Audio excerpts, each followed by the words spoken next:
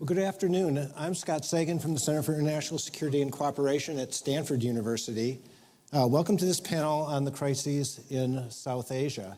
It is one of my pet peeves that people starting panels will often read long descriptions of the individuals when you have the descriptions right on your app. So I am not going to do that. We're going to jump right in. But I do want to remind you of the ground rules. We're going to be taking lots of questions from the audience, and it can be done in two ways.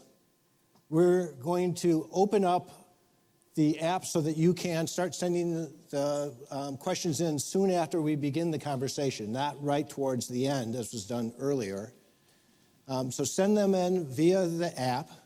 For those of you who are not using the app, please go into the back and you can write down your question and write down who you are and where you are from, and it will be typed into the app and sent to me via this iPad.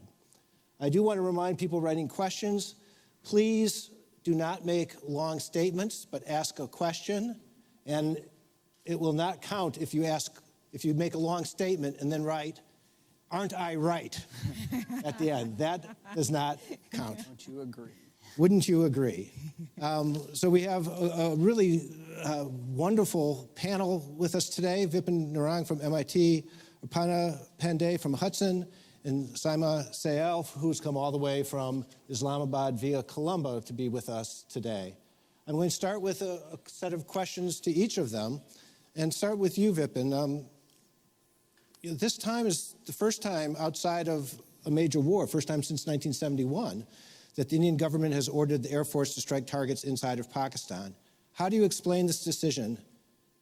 I know from much of your other work, you are interested in what's driven by domestic politics or changes in the international security condition. Is it one of those or the other or both? Help us out. Well, like everything in South Asia, it's a little bit of both with a little masala thrown in it. So I think what I do is talk about the origins of the last crisis, the kind of conduct and the retaliation that the Indian Air Force undertook, followed by the Pakistani retaliation, and then kind of where we go from here, and the role that both security and domestic politics played at each point. So let's start with the Pulwama attack on February 14th, 2019. The Jaish-e-Mohammed had radicalized a local Kashmiri boy who was an Indian citizen, who then drove a minivan full of about 80 to 100 kilograms of RDX into a bus carrying over 40 CRPF, which is a paramilitary force in India, in the town of Pulwama in Jammu and Kashmir. The Jaish-e-Mohammed, which is a Pakistan-based militant group, immediately took credit for the attack. Had they not taken credit for the attack right away, the narrative would have been local Indian boy drives a minivan full of RDX into a CRPF bus, and the Indian government would have probably struggled to provide attribution and prove attribution in the links to the Jaish-e-Mohammed. But the Jaish-e-Mohammed decided to take credit right away, which short-circuited the attribution problem for the Indian government, and immediately turned the conversation away from who perpetrated this, what was the link between this boy in Kashmir.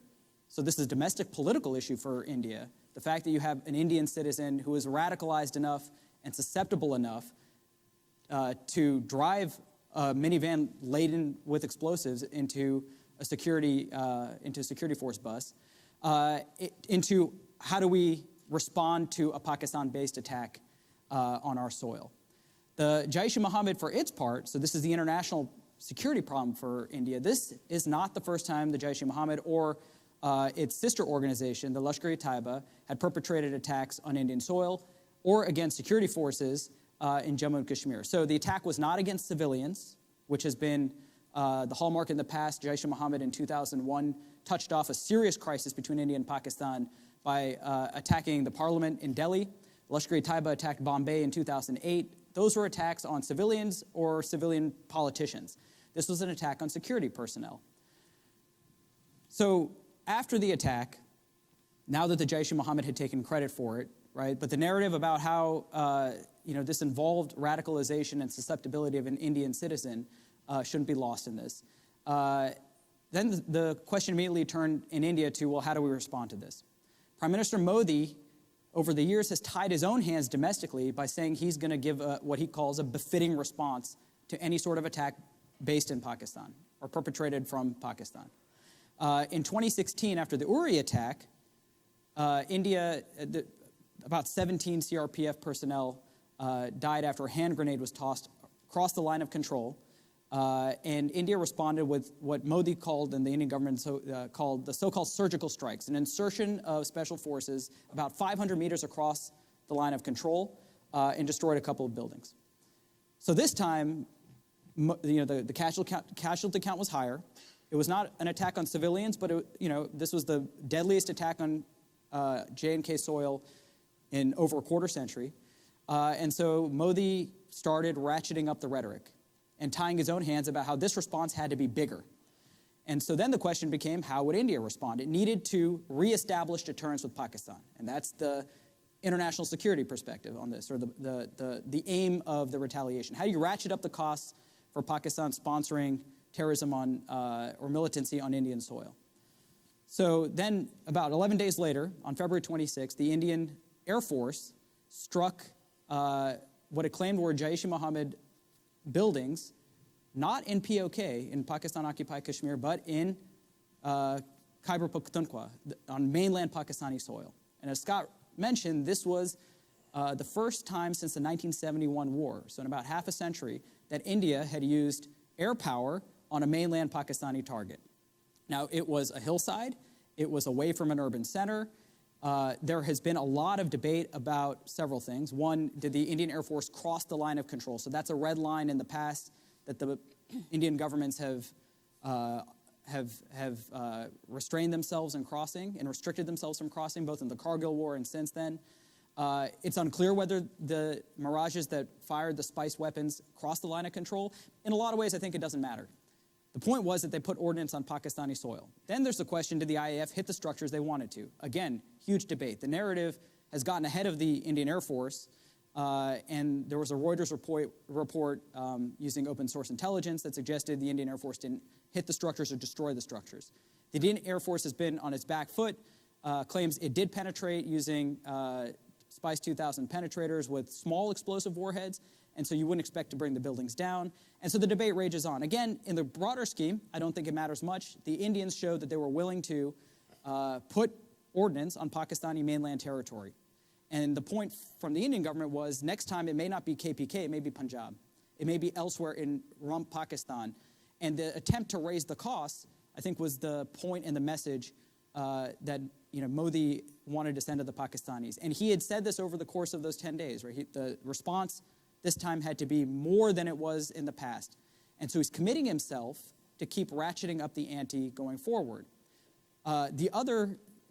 This was then responded to by the Pakistan Air Force with an attack across the line of control on Indian military targets. I think some response was baked into the Indian decision to attack at Balakot, but the Pakistani response may have been larger than they anticipated, crossing the line of control, leading to a dogfight between the Indian Air Force and the Pakistan Air Force, a downing of an Indian MiG-21 Bison. Yes, they still fly MiG-21s. And a pilot being captured, an Indian pilot being captured on the Pakistani side of the line of control. So on both sides, Pakistan had to respond to the Indian attack on mainland Pakistan. So there were domestic political pressures on Imran Khan. There were domestic political pressures on Modi. And they were both trying to reestablish deterrence. So the mix of international security concerns and the bilateral relationship plus domestic politics led to this escalation very quickly. Another piece of this, which doesn't get talked about a lot, is social media and 24/7 media effect in both countries. There was a lot of bang for blood on both sides to retaliate and up the ante. And I stated at one point, and I still stand by this, if Twitter had existed during the Kargil War, both sides may have gone nuclear. The bang for blood that you see on both sides was really kerosene on the escalation fire. Going forward, this was kind of, the crisis started diffusing then shortly thereafter. The ambiguity about what India hit or did not hit at Balakot was actually convenient to both sides. The Pakistanis could deny the Indians hit something. The Indian Air Force could say we did. And then Pakistan very quickly returned the Indian pilot, which I think had advantages in diffusing the crisis. Going forward, the problem of tying hands and upping the ante to reestablish deterrence may commit both sides to continue to raise pressure if a follow-on attack happens like this again. Next time, maybe Modi says, okay, we hit at Balakot, mainland Pakistan territory. Maybe that's not enough. Maybe we have to hit into Punjab or Sindh. And that will force Pakistan to respond, and you get these escalatory pressures. On the one hand, the responses in this crisis were calibrated. India decided not to hit a military target. It tried to limit collateral damage. Pakistan tried to hit a military target on the Indian side. But a couple wrong turns, and this could have escalated very quickly. Nuclear weapons were, were very far in the background here. The Pakistanis referred to it several times. But this wasn't a nuclear crisis in and of itself. Not until ground forces get involved, do I think nuclear weapons become relevant. But it's very easy to see how if the Pakistan Air Force, had ditched their munitions somewhere else and killed civilians, the Indians would have been forced to up the ante. And so this idea and notion, I think both sides walk away from this thinking they calibrated escalation.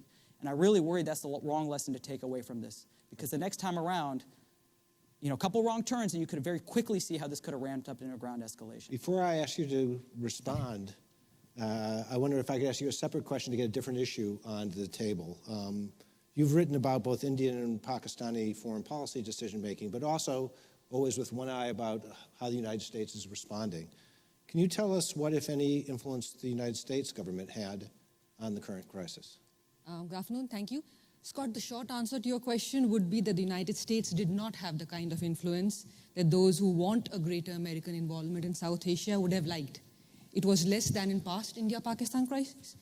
The United States did not play the kind of role that it played, for example, during the 1999 Cargill crisis or 2008 after the Mumbai terror attacks. This time around, any American involvement was low-key, behind the scenes. The President of the United States did not make a single call to either government. Compare that with the fact that in 1999, President Clinton even hosted Prime Minister Nawaz Sharif on the 4th of July at Mr. Sharif's insistence to be able to give Pakistan a face saver, that Pakistan was backing away from Cargill at American urging. This time, no, there's no such thing.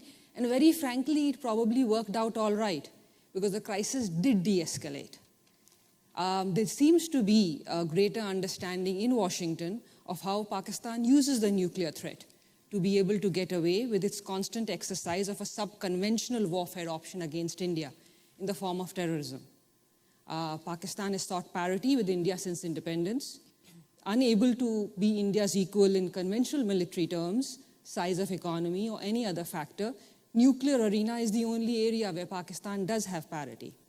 Thus, from Pakistan's perspective, it is critical that the issue must be seen as a nuclear crisis. Just to be clear, I'm not downplaying the nuclear threat. Two nuclear-armed nations should not come to the brink of confrontation every few years like India and Pakistan do. But I do want to emphasize that during crises like these, we need to bear this aspect in mind. Both sides know, I believe, that they can't destroy each other. Ironically, the few times I actually quote General Parvez Musharraf, who recently said that there's not going to be a nuclear war very quickly between India and Pakistan. I view this raising of the nuclear fear primarily as a technique to get more attention by Pakistan. And I sort of would say it's akin to North Korea, Pakistan's behavior with how it uses nuclear weapons and tries to use the fear of a nuclear crisis to get the world to pay attention to certain issues which matter to Pakistan. Saima, before I ask you to comment, if you wish, on the fellow panelists' comments, let me ask you two questions. Is the Pakistani government and or military complicit, as many people think, in promoting or at least permitting terrorist attacks inside of Kashmir? And what evidence can you as a scholar bring to help us understand that question? Thank you, Scott, and I'd like to take this opportunity to thank the Carnegie and especially Toby to bringing in a panel on South Asia at such a short notice. Actually, the debate on South Asia as it is approached, there is an assumption in it that every terrorist attack that happens inside the Pakistani territory has to be rerouted back to have a Pakistani connection. there is evidence that I bring to bear which is contrary to this popular notion. Let me begin by Pulwama. And there have been reference to this before as well. This boy, Adil Dar, was a Kashmiri boy from the Indian-occupied Kashmir, and he had remained in the Indian custody before this. You know, there's been news report that have been churning this. Now, the explosive that was used in this was not infiltrated. The Indian military commander, General Huda, is on record stating that it is not possible to have such amount of explosives being infiltrated inside the border. So the credibility of the video as being the sole basis of claiming that JEM was involved, it could be questioned. I mean, it is not an evidence that should have led to the kind of escalation that happened. Also, if I talk about some past evidences to corroborate this current example. In Pathankot, which was blamed to have a Pakistani connection, the United Jihad movement, a Kashmiri-based militant group, claimed responsibility of the attack. But the Indian government didn't subscribe to this claim. In Samjhota train bombings in 2007, which was also blamed on Pakistan, the Indian External Affairs Minister, Salman Khurshid, acknowledged involvement of Indian domestic political parties. There were certain extremist elements in them. Even now, we do see that in the South Asian region, the International Court of Justice is hearing a case of an Indian serving naval officer that is accused of conducting subversive activities inside Pakistan's Balochistan and in Karachi. If we look at the internal dynamics in Pakistan and vis-a-vis the internal dynamics that were in India, one needs to put this question forth. Did Pakistan gain anything in perpetrating or in being complacent about such an attack being mounted then? So there is evidence that that points to the contrary, and we can talk about it later if you push me further on this. So the timing of the incident. Now, to talk about some of the other issues that have been brought up.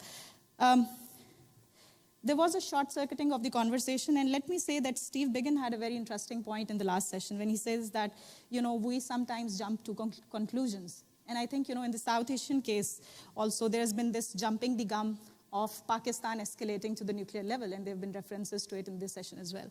I think Pakistan's well-calibrated conventional response has demonstrated that it has conventional responses, since Pakistan's sovereignty was, in the case of the Pakistan's sovereignty coming into play, Pakistan had conventional responses that came into play.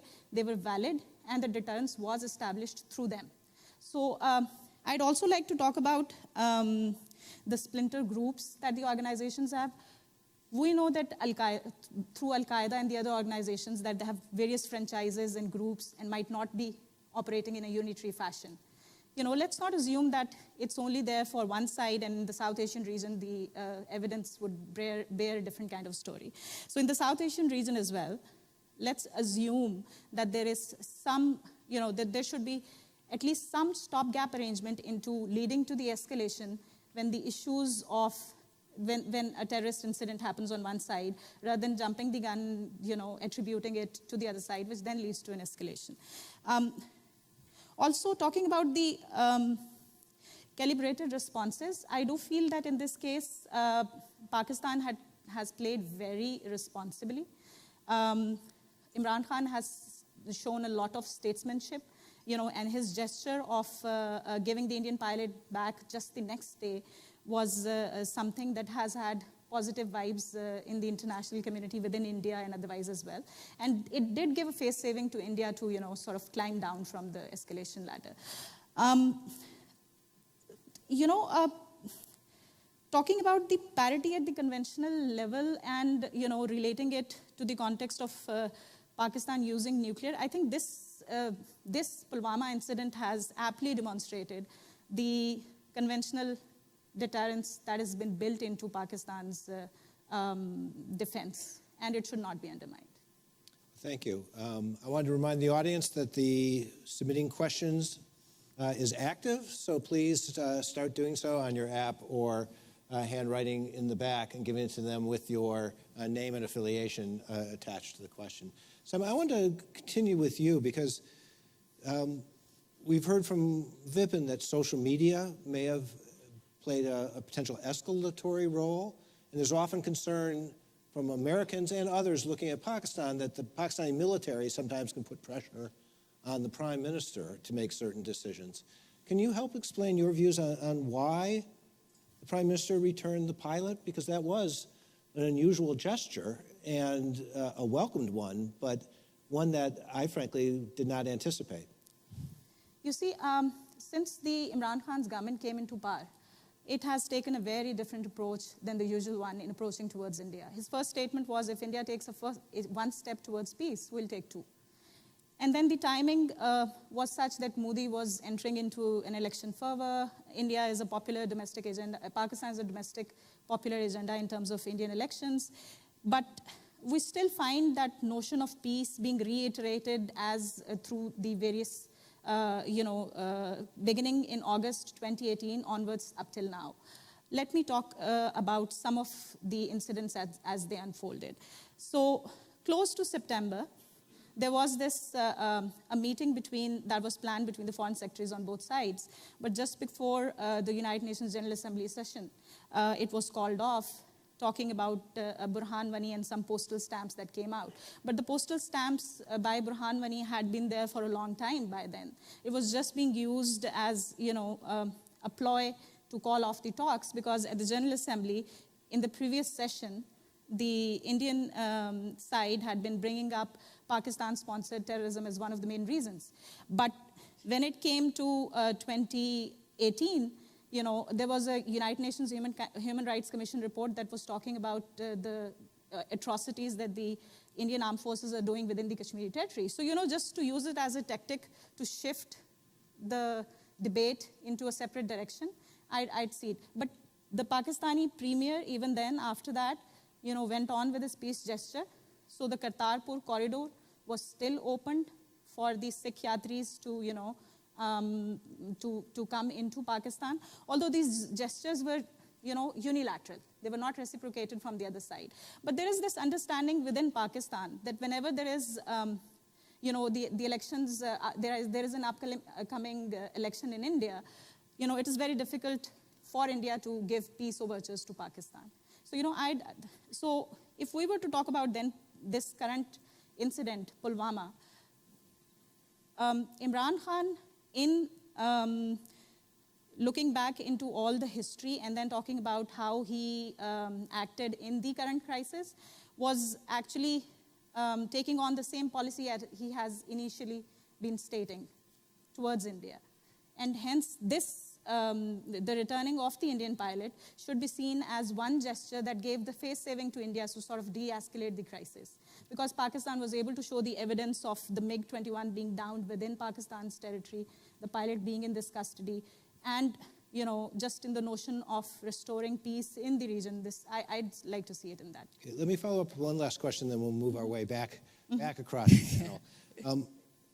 You've said that, or at least presented the argument that this attack may not have been sponsored, permitted, encouraged by the government or the military inside Pakistan. And regardless of one's position on that, clearly Jaish, by claiming so promptly responsibility, escalated the crisis. Why would they have done that rather than leave some ambiguity about who did this? Why would the Jaish have done that? Yes. You see, these terrorist organizations have an agenda of their own, And I'm asking you to try to explain, help us explain it. Let us not assume that these organizations are, there is this automaticity of us assuming that it is the Pakistani side in most of the analysis that comes in various South Asian, from the South Asian analysis, that it is Pakistan that is either complacent or is unwilling to act against them. But, let's look at the timing of this incident. This happened at a time when MBS was in Pakistan, the Saudi Shah Salman, with $20 billion investment. This happened at a time when the PSL was going on in Pakistan, which is, bringing in some economic activity that the Prime Minister... PSL. The Pakistani Super League, the cricket, okay. Right? So, it's sort of bringing in a lot of economic activity and economic focus inside Pakistan. 2 days after that, the ICJ was supposed to hear the case on the Indian naval officer. So, the timing didn't suit Pakistan to, sort of jump to the conclusion that it was perpetrated from elements within Pakistan. I would like to re-emphasize the point that I made earlier, that these terrorist organizations have agendas of their own, and Pakistan has been dealing with them for over 18 years now, and has been successful in many ways, and has given more than 70,000 lives in this vein. We're still working on it. If we talk about the measures that domestically Pakistan is taking, in these organizations are being reined in through various fashion. But if we are to talk about where to go from here in terms of India and Pakistan dealing with these issues, there has to be a mechanism to deal with it. And without talks, there's no other way that it can be dealt with. I want to give you a chance. We've heard quite a bit from our other two speakers. Are there particular points that they have made that you would strongly disagree with and want to share your thoughts? Just a few points. One, I agree with Vipin that, domestic politics affects decisions. But in this context, India did have sort of, had enough of a strategy in which every few months or every few years you have a terror attack. And there's the other side claiming that because we have nuclear weapons, you can't really do anything.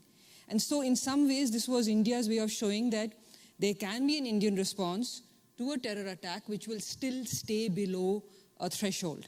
I would say one should also sort of look at how the two sides have responded, 2016 and now. And a lot of this, Vipin also mentioned, in 2016, when India undertook the surgical strikes, Pakistan took refuge in denial. Nothing happened. So there was no need for escalation. India did not do anything, and so Pakistan did not need to respond. This time, the response was that India did something, but because that thing resulted in no casualties, therefore, in some ways, our response will also result in no casualties. So you're trying to, in some ways, you're building in a mechanism or a parameter within which you can live. Now, at some point, the cost to one side or the other will have to be higher for that threshold to be raised. And it could be raised the next time around. But this time, India has achieved some form of, you can say, deterrence, which says you can't do terror attacks without any cost to you. And Pakistan has achieved a sense of pride and parity. You came into our territory, we have come into yours. And so that's where we stand today. Next time around, it may be different because both sides will need to calibrate how will India respond if there's a terror attack. I guess I'm not the only one who believes that terror attacks which take place not just in India but in Afghanistan and Iran do have links to Pakistan-based terror organizations. And if you're going to talk about previous attacks, let's also talk about 2008 Lashkar-e-Taiba Mumbai attacks or the 2001 Parliament attacks. In those cases, it wasn't just the groups claiming, it was the international community believing. Even this time around, if we go back, there's been almost no major country which has disagreed with India that terror attacks arose from a Pakistani-based group. I also believe that, yes, Pakistan may be taking some action, but unfortunately, the way one sees it is that every few years, groups which are banned are rebanned. They change their names, they change their locations, and then once again, they start operating. And just final point. Every Indian Prime Minister, when he or she comes to power, has tried to improve relations with Pakistan. Mr. Modi did the same. He sort of even dropped by in Lahore in December 2015 and met with Nawaz Sharif. I do believe that most Pakistani civilian prime ministers also want to improve relations. However, the Pakistani security establishment does not benefit from it. And so therefore, it has not been possible for any Pakistani civilian prime minister in the last 70 years, I would say, to actually improve relations. We've had rounds of talks, hasn't really gone anywhere. And I could go into those details if you want. Thank you. Well, we'll see whether that comes up as we go through questions. Vipin, I have one last question to you that's come up in different ways. You have both very good technical chops on top of your superb social science abilities. I think there's a shelf life on that, but yeah. Social shelf life is a long one for you, and that's great. Can you help us think through the military effects of using these particular missiles. I think you were in agreement with Aparna that it mattered that civilians weren't killed in large numbers in the retaliatory blows. But it does leave open the question of whether the attack against a hillside that didn't kill anyone was a fortunate de-escalatory act while still crossing into Pakistani territory, or whether it was a deliberate or accidental reduction of the casualties that would have been done had there been a military attack that had killed a large number of Pakistani military. So that's a very good question. I think if the Indian Air Force and Modi could have this one back, they chose this hillside and these targets because it was believed to be a major Jaish-e-Mohammed camp. There's nothing else around, so the choice of target itself minimized collateral damage. They then chose a munition that they claim is a Spice 2000 with a very small explosive warhead. It's a precision GPS-guided munition that you can fire from standoff range, and that's why, the story the IAF will maintain is they didn't cross the line of control. It's about 50, 60 kilometers from the line of control to Balakot, and they claim they penetrated. At least 3 of the Spices penetrated the main structure that they were trying to hit. And because it's a big 2-story structure, there are a lot of variables about what kind of bomb damage you would expect to see. It may not bring the building down if they were using very small warheads, but we don't have a lot of data on the size of the warheads they used. I think if they could have this one back, if you're really aiming for what I call retaliation theater, right, and you're trying to satisfy domestic public opinion, and you're trying to signal to the Pakistan government, military, and public that you've hit something in Pakistan, maybe they would not choose such a precision munition next time. And if you're minimizing collateral damage with the choice of target itself, maybe you just level it entirely, and that way you get around this debate. Pakistan knows whether India hit.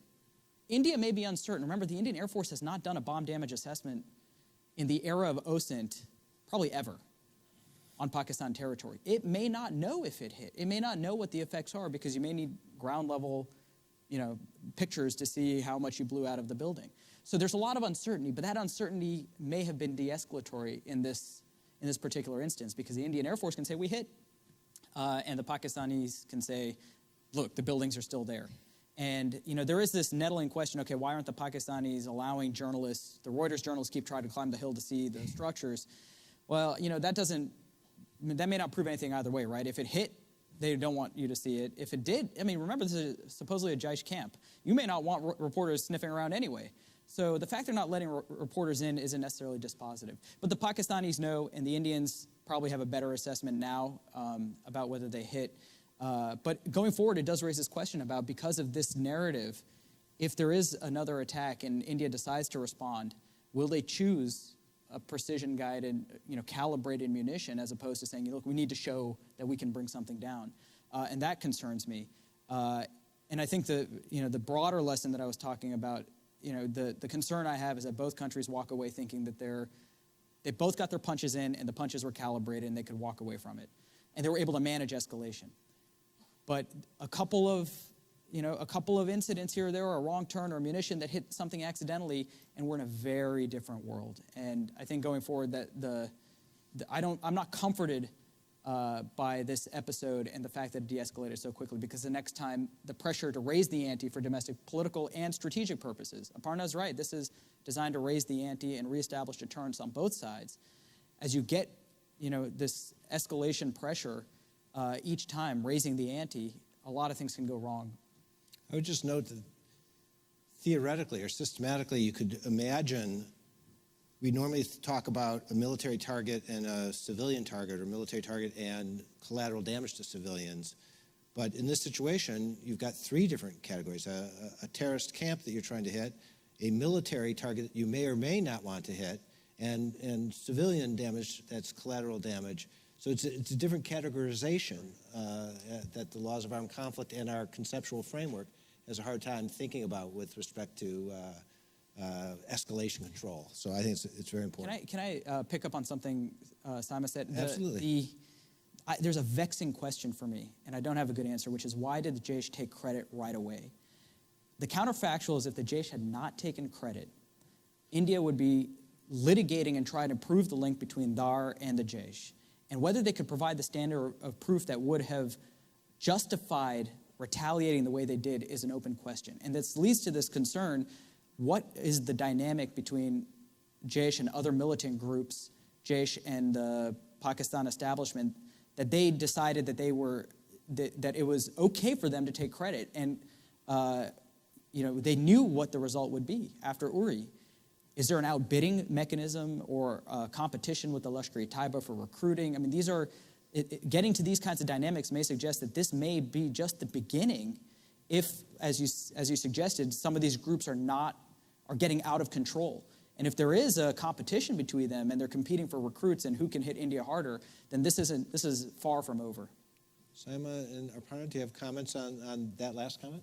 Yeah, Let her first and then you. Yeah, Saima first. Okay, thank you. Yeah,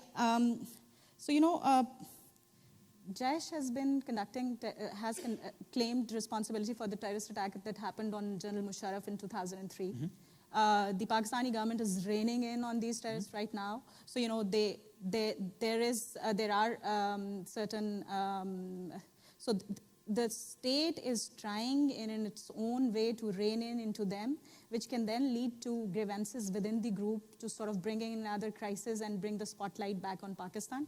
This is just an assumption that I'm trying to voice here. So, you cannot rule it out. So, but, just my, my whole argument in bringing this up is that, we do talk about the retaliatory strikes that India might want to take inside Pakistan's territory. But we do not look into the legal mechanisms that are already into play, the legal perspective, the international perspective. When India crossed the international border and came into Pakistan's territory, it was a violation of the Article 2.4 of the UN Charter. And Pakistan, responded with its right of response. So, then stating that India had a right to come into Pakistan's territory and conduct those strikes in preemption. This doctrine of preemption that India tried to use this time has not been enshrined in any international legal framework. So, this is an important point to bring to the table in the debate. Aparna. I'd just like to say that, one of the reasons, I don't know why Jaish would have claimed, but one of the reasons could possibly be that it's a pattern. Groups which focus on Kashmir repeatedly try to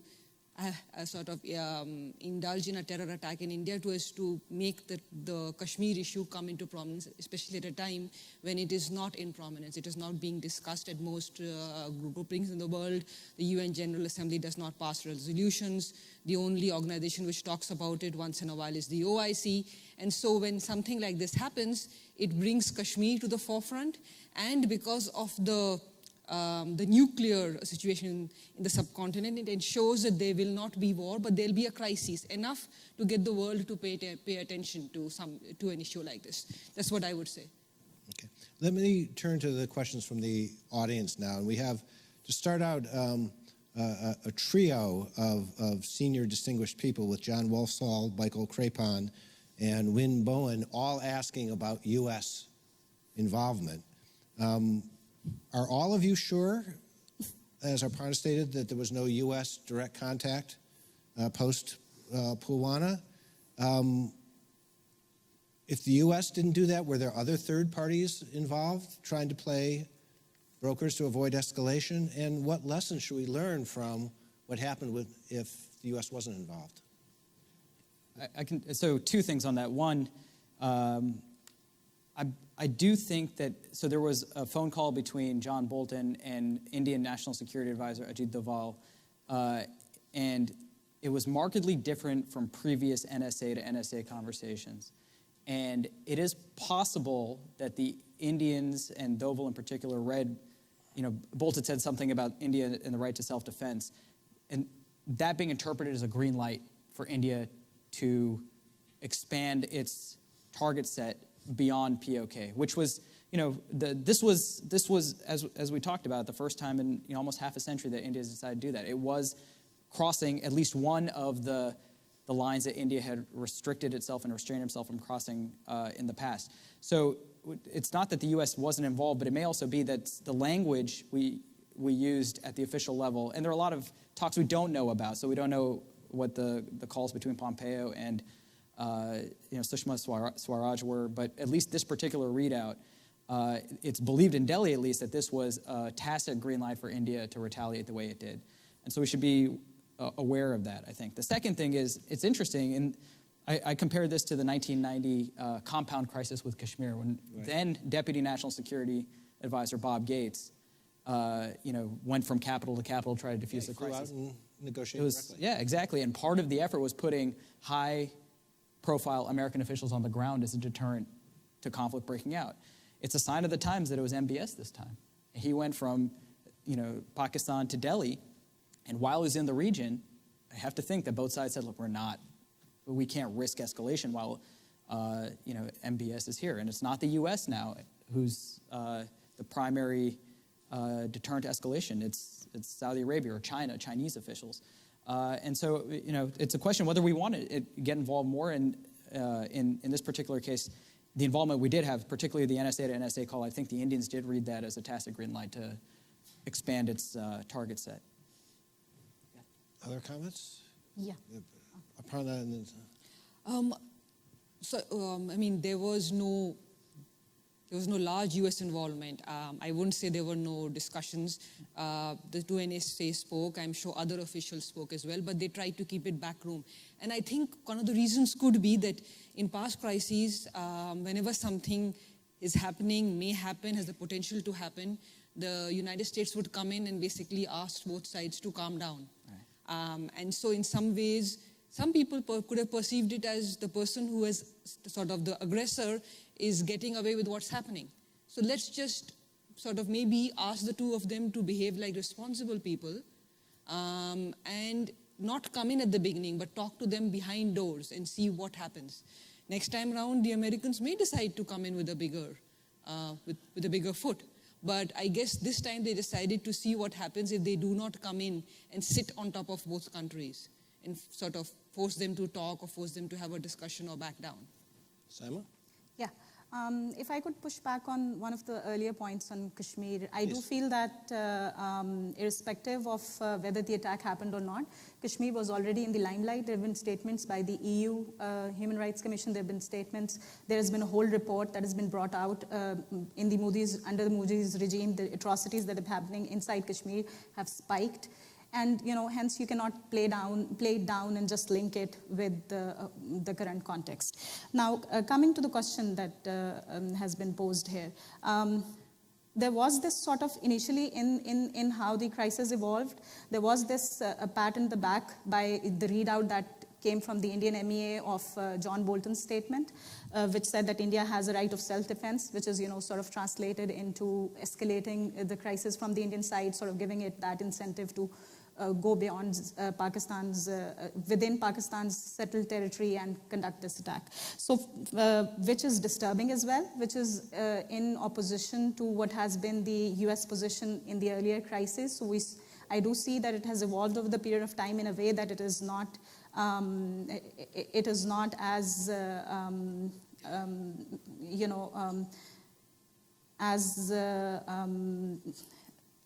as one would like it to be, for stabilizing the situation. Also, regarding the earlier crisis, we have seen that there have been high-level visits. There have been envoys going from DC into both the capitals. We didn't see that. But as Vipin already pointed out, the MBS visit, there have been statements coming from Turkey, and sort of Pakistan's own conventional responses that sort of built into de-escalating it. So. It didn't stop Trump from taking credit at Hanoi. Pravna, R.S. Pravna writes a set of questions about social media. You claimed, Vipin, that this was a crisis in which social media called for blood and that may have put extra pressure. What information do we have about that pressure in both countries? And what does this mean, if anything, about the so-called nuclear taboo? So a lot of this is anecdotal, but if you were to see, the way Indian media was reporting it, I'll focus on the Indian media. I'm sure there was equivalent on the Pakistani side, but the Indian media was just spinning up on, we can't take anymore, enough is enough. And social media started feeding, and became this feedback loop, whether it's positive or negative, depends on your perspective, I guess. But there was a lot of pressure, and there were very few voices in the Indian media. And I think a lot of that was, cultivating social media into the mainstream media, calling for, what the Indians have talked about over the last 20 years, which is cumulative retribution for all of this. You can't take any more of this. Prime Minister Modi at a rally said there was fire in his heart, and he talked about 10 for 1, payback. And it started, this was like throwing... What's causal? Is this it's hard Modi to, causing the social media? Modi is a very adept politician. I think part of it is I think he does come in with this perception and record of being stronger, whereas the Congress regime exercised strategic restraint. He was going to hit back. And, just as a footnote to that, I don't think India has moved away from strategic restraint, but the days of tactical restraint, at least, seem to be released. And I think he's feeding on a real dissatisfaction in the Indian public. But then when you think about what the electoral, when you translate it to electoral outcomes, remember the Bombay attack happened just several months before the 2009 general election, and the Congress government came back. And so the most recent poll yesterday showed that Modi received only a small, 4% bump, which is within the margin of error, could be zero, after his handling of the Pulwama attack. So when push comes to shove, the Indian electorate may care and may want to see this, but when it comes to going to the ballot and the voting booth, it's local issues and the economy and onion prices that seem to matter even more when they vote. So, it's hard to see. Maybe there's a belief that the Indian public wants this, and that is misconstrued. But there definitely was a spinning up, and you could see it on both sides. But particularly I watched the Indian side closer. I won't speak to the Pakistani side. I'll just add on a little bit to what Vipin said. Another part of this was the fact that there was exaggeration. When India hit, what did it hit? How many people were killed? What was the damage? And that just created a narrative which the Indian government wasn't able to actually handle that well either. It is always good in the age of media and 24/7 media and social media to get your point out first before the other side gets it out or somebody creates a narrative. And because of the fact that social media and the media was sort of, ended up playing all this to such a large extent, the Indian government and the Indian message got lost somewhere in the process. And so, instead of focusing on the fact that this crisis happened, both sides sort of managed to sort of achieve some form of reprisal and yet de-escalated. The focus in the social media conversation was who has won or who has lost. How many people have been killed, what targets have been done. So you are not really focusing on what is important, you're focusing on something which to some extent is inconsequential.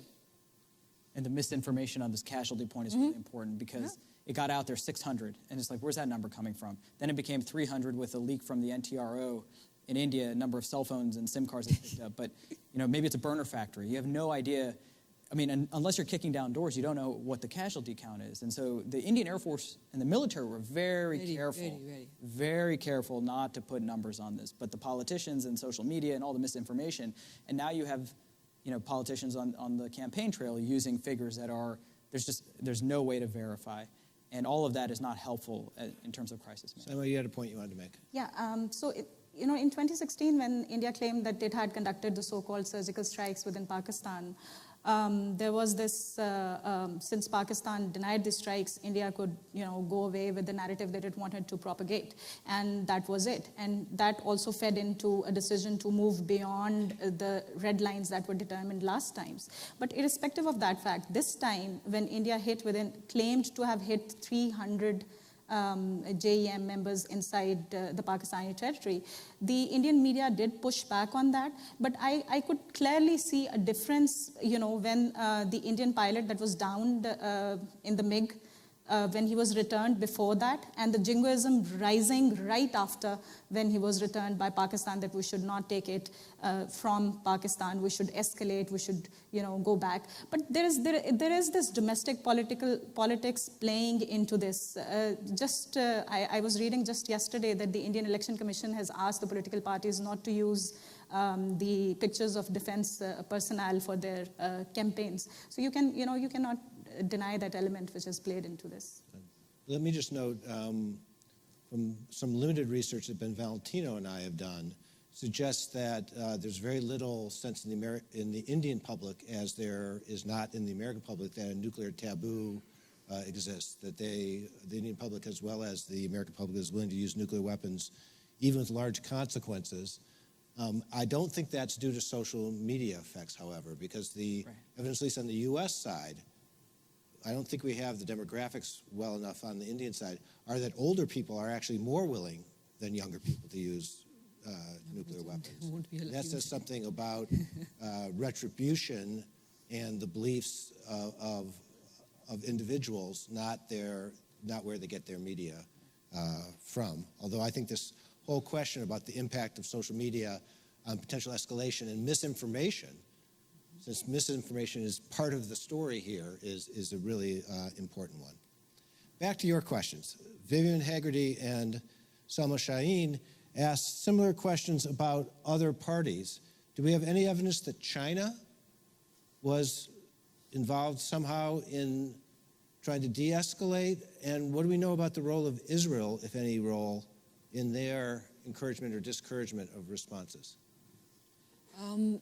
The sort of China did not openly sort of come out like the US used to in earlier times and ask both sides to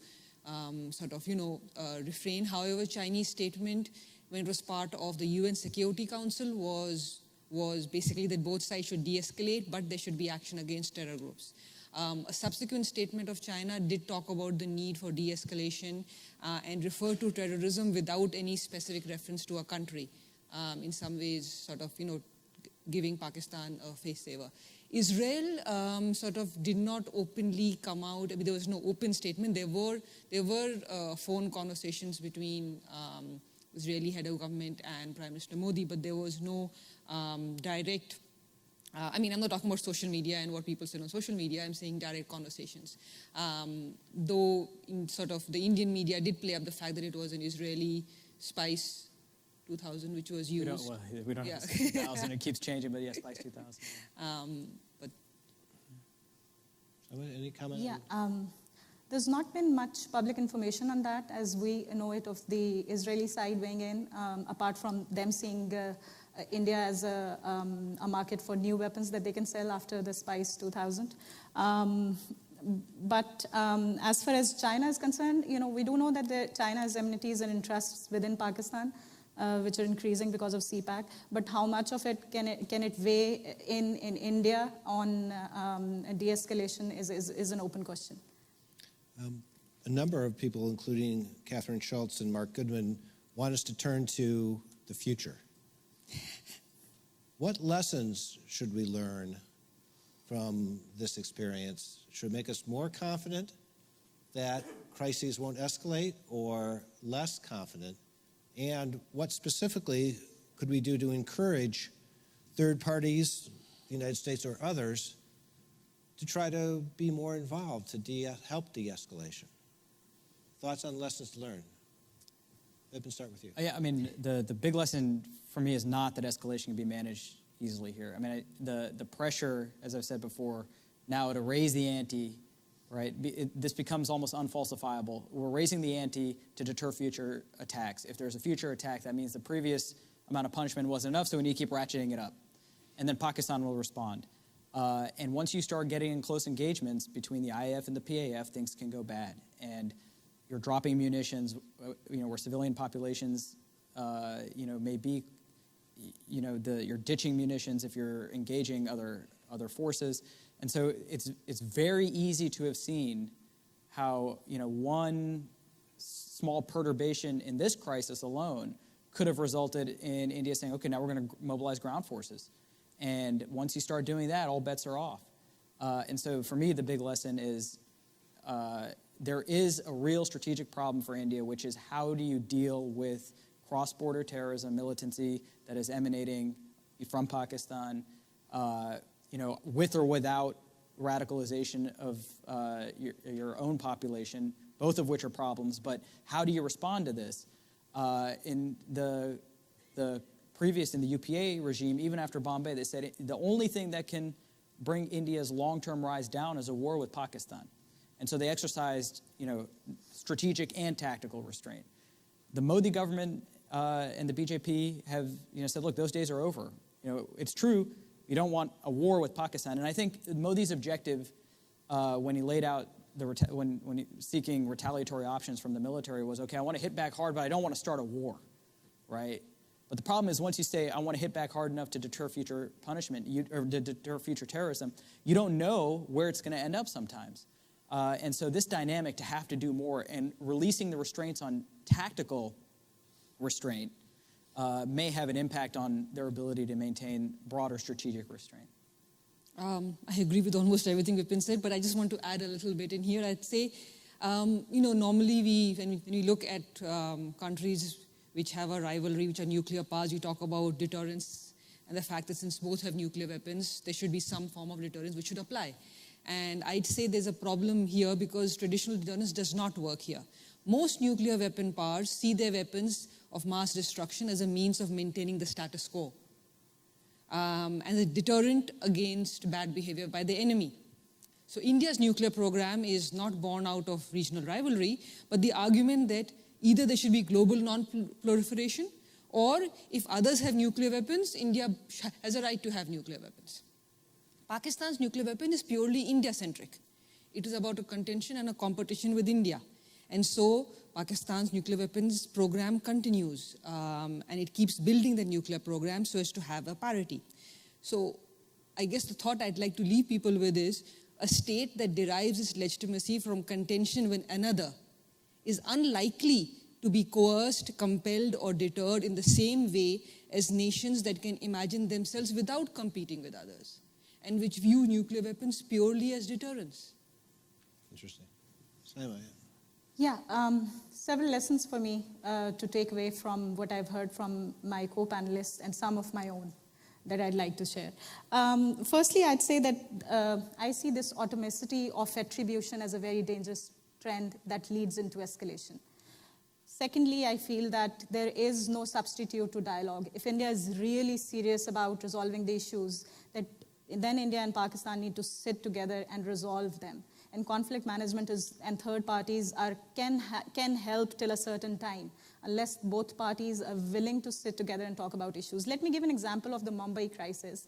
When the Mumbai happened, the evidence that was brought in from the Indian side was not admissible into the Pakistani courts. There were photocopies of some reports which would not even have been admissible inside the Indian courts. So what is the way to go about in the future, I think, is that Pakistan had proposed this as well, that there should be a joint prosecution between India and Pakistan in order to deal with this. So if we want to move beyond this and beyond the rhetoric, then I think these are some of the measures that need to be taken. And finally, a thought that I'd like to give for this audience and for our own selves to keep for the future is that domestic political agendas should not be able to stump the regional stability as it stands. A number of individuals ask for more details on the nuclear side of this. Hannah Hagelin asks, Vipin in particular, have shifts in Indian nuclear strategy that you first started discussing here at the 2017 Nuke Fest, did that influence any of the calculations on the Indian side? And Mr. Alexander Lieberwitz asks, does the lack of nuclear stable rattling in this incident? Remember, Musharraf once in the past said if there's a single Indian soldier crossing 1 inch inside Pakistani territory, there'll be, I forget the exact phrase, but he hinted at nuclear reprisal. That kind of nuclear saber rattling did not occur this time. There was a little bit. I mean, tell us. Pakistan did, very publicly say we're going to convene the NCA, and you should know what convening the NCA means. Okay. And that was a signal that we're preparing everything, right? As far as I know, there was because ground forces weren't involved and these were standoff airstrikes. I don't think there was, as far as we know, I'm sure people in the intelligence community, know for sure, but there was no public operationalization of, or movement up alert levels, or, the Indian side was very careful not to talk about, its nuclear forces. The Indian side kept talking about calling Pakistan's nuclear bluff, but even I don't think this called any bluff. Airstrikes are always within there's a wide berth of conventional retaliatory options below the so-called nuclear threshold. These are way below it. Shifts in Indian nuclear strategy, I think, the problem, there are people who are serious Indians who have thought about the possibility, and there are real strategic incentives to think about counterforce options. And, this attack using precision munitions and standoff capability, is part and parcel of a transformation in the Indian Air Force and its nuclear program, where accuracy and numbers and ISR can start getting them to think about options that they may not have had in the past. Now, whether they go there or not is still, I think, remain to be seen, but it's something we should keep an eye on. In this particular case, I don't think it was salient, but had you gotten to the point where ground forces were mobilized, then it can become salient, right? Because then you get all of the first strike instability problems. If Pakistan fears that India is interested in counterforce options, then has to disperse out, has to maintain survivability, or has to use them before it loses them. And so we didn't get there here, but that doesn't mean that we may not get there in the future. Are there specifically nuclear connections? Yeah. So. There was this one news story that I can recall that stated that India was preparing for a missile strike within Pakistan. Considering that the missiles News story in Pakistan or in India? In Pakistan. Started with the news and then showed up in Dawn, yeah. It showed up in Dawn and in other newspapers later on as well. Right. So, had that happened, considering that these are dual-use weapons and you don't know what, the technology cannot say whether it's conventional or nuclear, then I think all bets would have been off. That was an interesting story, and I don't know if it's true, but they detected India was preparing missiles, so Pakistan mobilized some missile batteries, and then it supposedly deterred the attack. Is that the story? That's how I've read it as well. Interesting.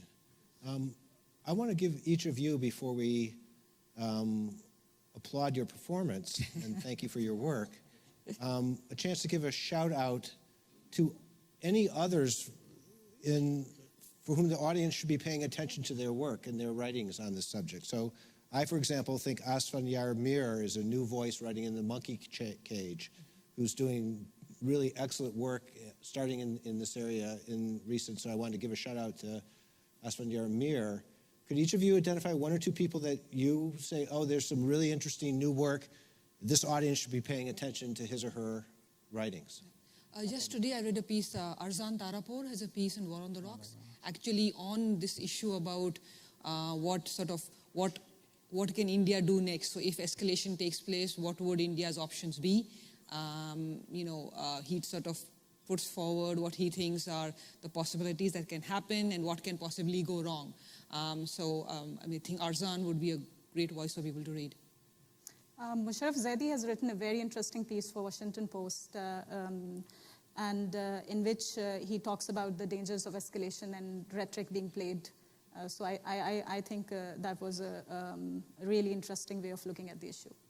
Vipin, who else should we? A lot of people. I mean, that's okay. You got it. Tanvi Madan at Brookings, Alyssa Ayers at Council for Foreign Relations, Josh White, who may be here, wrote an excellent piece. You can't look out in the audience and decide. I'm going to name all the people I see out there. I don't see them. I can't see him. Chris Clary has written an excellent piece in the Washington Post as well. And so, I think there are a lot of people writing across all of our countries on these issues, because this is something, I was joking earlier, you get distracted by North Korea, and at some point South Asia was going to say, don't forget about us. And, we shouldn't forget that these are it's an enduring rivalry between two nuclear-armed neighbors, and it's one, matchstick away from serious escalation. And need to keep our eye on the ball there too. Great. We're going to have a quick test of our system for the next session. But before we do that, please join me in thanking this excellent panel.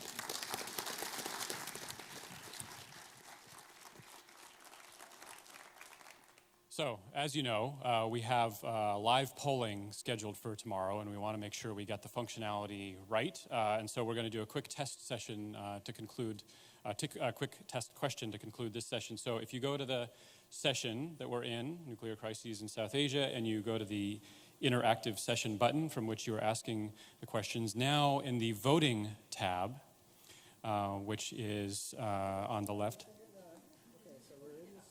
Yeah, so you want to click there. Yeah, now voting. And so you see a question. What is the likelihood that by March 12, 2021, or roughly 2 years from now at the next Carnegie Nuke Fest, India and or Pakistan have fired cruise or ballistic missiles against targets in the other's territory across the international border? And so it asks you to select an answer on a probability. Once you have hit it, you'll see this arrow down at the bottom right. If you click that, pretty soon we will have the results.